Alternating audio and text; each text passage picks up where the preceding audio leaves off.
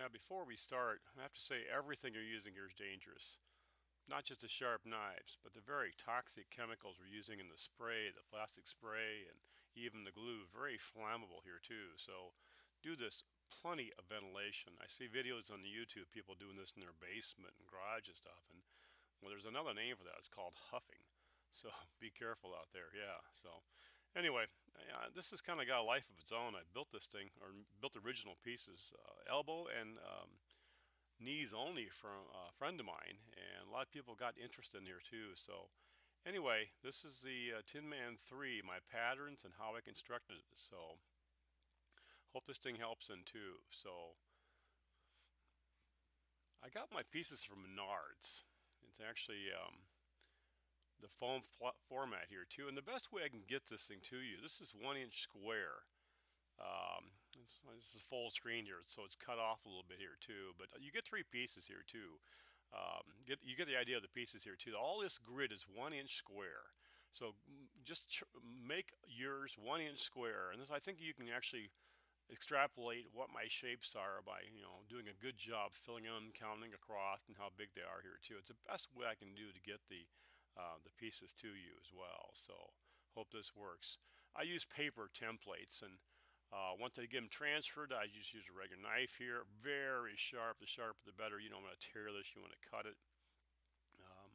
I don't have one of those cutting mats. I just cutting in a piece of old plywood. But then I also buy my knives in a 100 pack because I go through them pretty quickly then too. So now I've seen videos of people taking these things on torch and heating them up, and I really found out, since I have a wood burning stove going here, I just put it on top of the wood burning stove and a cooling rack, put a piece of aluminum foil on there, and within a few minutes this thing is pliable, and all I really need to do is just kind of over bend it and let it cool.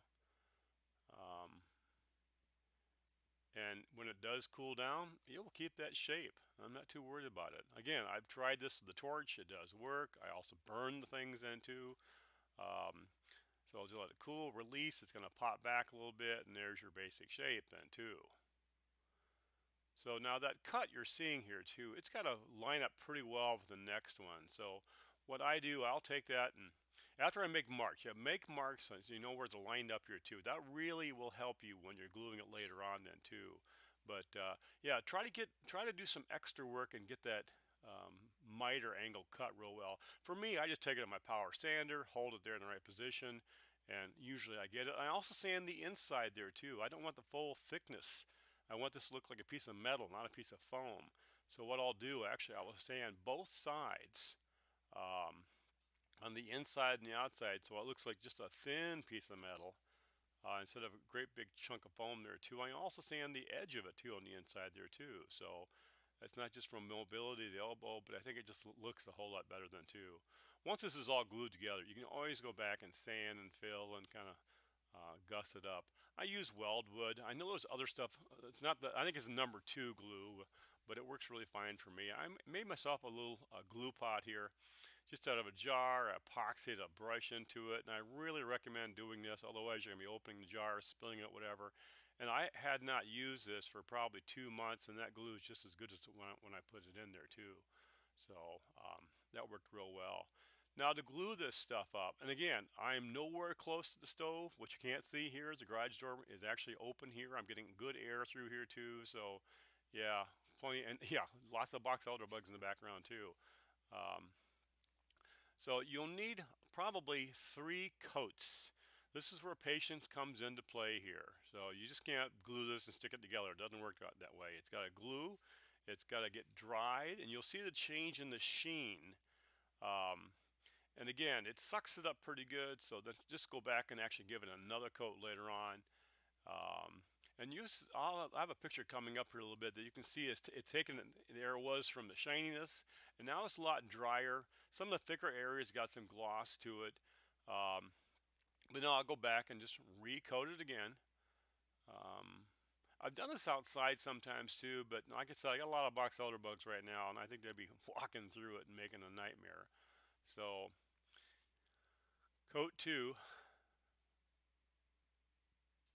And again, don't worry about getting an excess.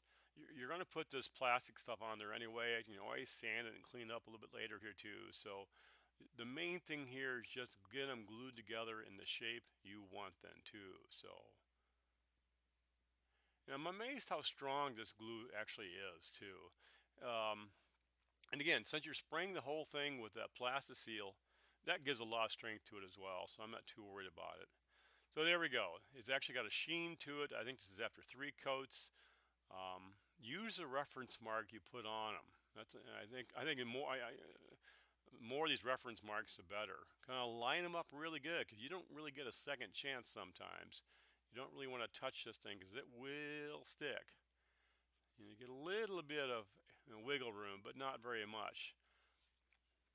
So you can see that other end stuck there a little bit, but not very well. So what I normally do, I go through and just sort of line it up real carefully, push it together. Once I'm satisfied with it, and again, you can always sand this later, even fill the holes in if you really mess up something. So it's nothing life and death here too. But once you get it nice and lined up, then really push it together really well, and it's strong. You'll rip the foam trying to get it apart. It's kind of amazing then too. So that's your main elbow piece then too. So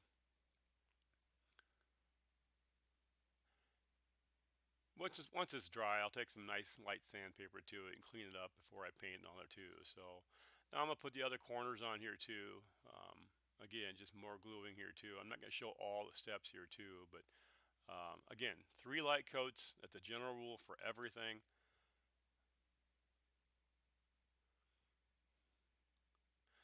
I really recommend putting the marker on here too, just for reference later on where they glue together then too, since you really don't really have a second shot sometimes. And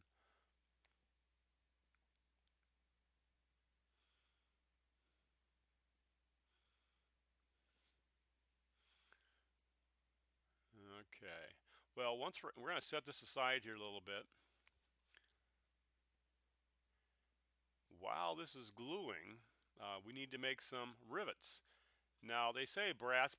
If I had a piece of brass, I'd certainly be using it, but I don't. This is just a piece of a copper pipe I had. I put a sharpening into it.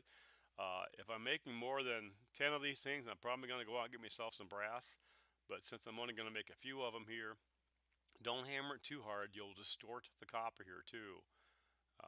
What it does, it just does a nice job of punching it right through. I even tried a hole saw once, and that worked okay, but there's a place you can really get wrapped up in your work then too, if you know what I mean. But this thing works perfectly fine. And I like using these little side pieces, otherwise you just get kind of thrown away unless you're making like a strap or something. But yeah, make more than you think you're going to need because they're going to be flying off the sander, they're going to be lost, whatever. So um, and I made these pretty good size too, because the original design was to be seen from the stage. So I wanted a pretty good size rivet so they could see them from pretty far back in the. Anyway, what I took a regular wood screw, screwed it in the bottom.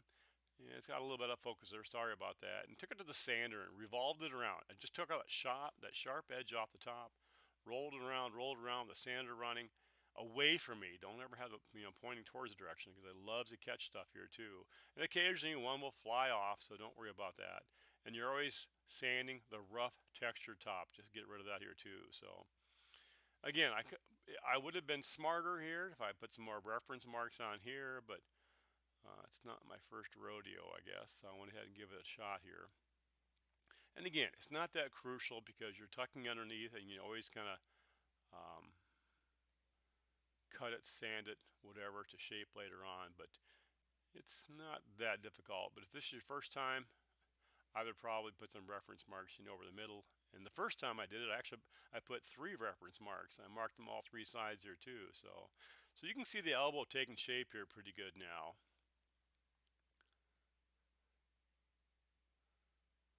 And if you do have some holes like in the bottom down here, you can use that DAP. It's a quick seal ultra. You can just fill the holes up there before you spray it. I understand that does a nice job for plastic surgery. So they clean it up then pretty good then too. So The straps, I just got some 3/4 inch. I could have used some more of the side pieces too. That would not have been a problem. Be careful with your fingers and knuckles here. If that knife jumps away from that blade, well, yeah, it's trouble.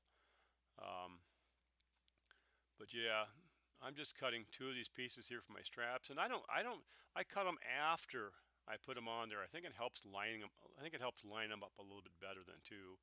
Of course, you want the texture side, the smooth side out, so you don't see it from the audience, and they're only Velcroed together. So I can sand them a little bit better on the inside there, but it's kind of a little recessed area anyway, so it's not that much of a problem. Like I said, I go ahead and just attach them both ways. That way it helps line them up, because once I put Velcro on it, then I'm going to adjust it down to whoever's elbow size. And this works fine. If you want to put in more elastic Velcro, well, that's up to you. It's really no big deal. Another box elder bug on the table there. We only got a few thousand of them running outside right now. Once I get lined up, I go ahead and cut them. And what you're not going to see here too much, I just put a little daub where I want the rivets to go of the glue. And I've already actually pre-glued some of the rivets on here and put them in place, and you'll have the whole thing ready to go. Once this is done, I'll go ahead and kind of lightly sand it, do a little final whatever, clean it up a little bit, spray it with plastic spray, and then spray it with paint. I know you can do the shoulders. If you can do this, then the knees are even simpler. So just go back and look at my number 2 video and how to put together them too. So anyway, hope this helps. Good luck now.